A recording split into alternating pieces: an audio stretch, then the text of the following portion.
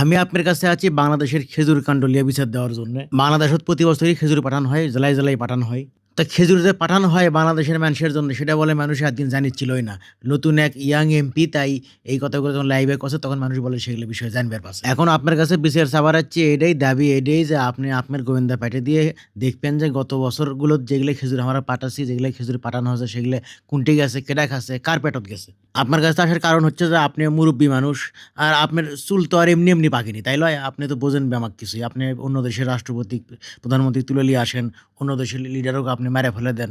তো আপনি তো মনে করেন যে চাইলে ব্যামাক কিছুই করে পারেন, সেজন্য আছি। দেখেন আমি মুরব্বী সেটাও ঠিক আছে, আমার বয়স হচ্ছে সেটাও ঠিক আছে, কিন্তু আমার চুল বয়সের জন্য পাকিনি, এমনি আগে থেকেই পাকা।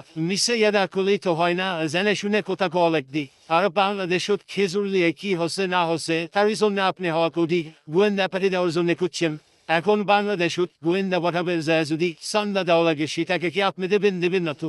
হ্যাঁ তেল সেটাই আপনি সহজে আমার দিবে জানারে ভাই। আমার পক্ষে বাংলাদেশত যায়া চান্দা নিয়ে রিস্ক নেওয়া সম্ভব নয়।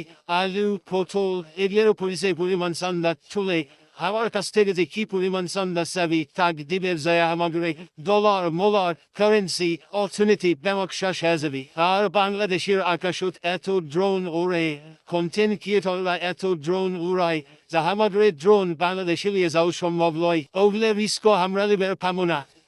আর তাছাড়া বাংলাদেশের প্রেসিডেন্ট খুবই শক্তিশালী, খুবই ক্ষমতাধর। পরপর 3জন প্রধানমন্ত্রী, 3জন রাষ্ট্রপ্রধানক শপথ পড়েছে।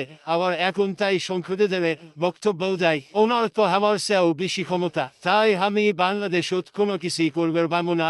আমি আপনার কাছে দোয়াও চাই, মাপও চাই, আপনি আমার কাছে কোনো বিষয় পাবেন না। আমার তো মনে হয় ব্রাহ্মণবাড়িয়ার কথা শুনলে আপনি এটি খাবার নষ্ট করে ফেলে দিবেন। এগুলো ভিডিও করো না, কাটো।